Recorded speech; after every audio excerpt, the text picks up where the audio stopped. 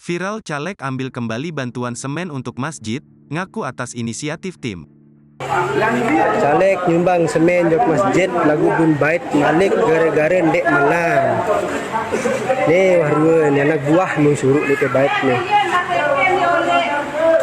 Caleg di Nusa Tenggara Barat mengambil kembali bantuan semen ke masjid diduga karena memperoleh sedikit suara. Caleg berinisial BSR dari Partai Keadilan Sejahtera, PKS, yang merupakan caleg DPRD Provinsi NTB Dapil 7 Lombok Tengah.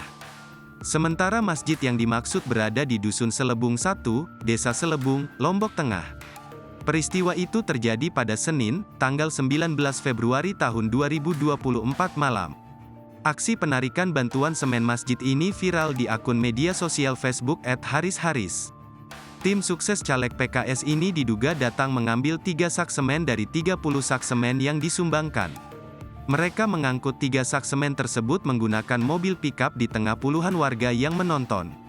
Berdasarkan pantauan Tribun Lombok, warga yang menonton membuat pengangkut semen tampak malu. Warga tampak ribut dan kesal dengan aksi caleg tersebut yang dianggap tidak ikhlas memberikan bantuan ke masjid. Akhirnya mereka hanya mengambil 3 semen dan selanjutnya direncanakan bakal diambil secara berangsur. Kepala Desa Selebung Agus Kusuma Hadi yang dikonfirmasi menjelaskan, pihaknya membenarkan kejadian tim oknum caleg PKS yang menarik kembali bantuan berupa semen untuk masjid.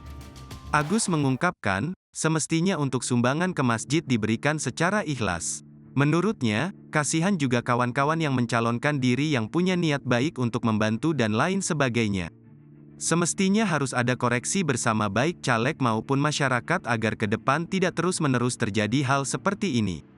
Diketahui, BSR hanya mendapatkan 913 suara berdasarkan data Sirekap KPU pada Selasa, tanggal 20 Februari tahun 2024 pukul 10.30 WITA. BSR tertinggal jauh dari rekan satu partainya yang juga petahana yaitu Yek Agil, sekaligus Ketua DPW PKS NTB dengan 13.662 suara yang menjadikannya sebagai suara terbanyak. Sementara posisi kedua ditempati oleh Muhammad Jabin dengan 1.298 suara. Ketua DPW PKS NTB Yek Agil Al-Hadar menjelaskan, dia sudah mengklarifikasi ke caleg tersebut. Hasilnya, caleg tersebut mengaku bukan dia yang menyuruh menarik bantuan tersebut namun atas inisiatif tim dan tokoh masyarakat di kampung tersebut yang merasa tidak enak dengan caleg tersebut.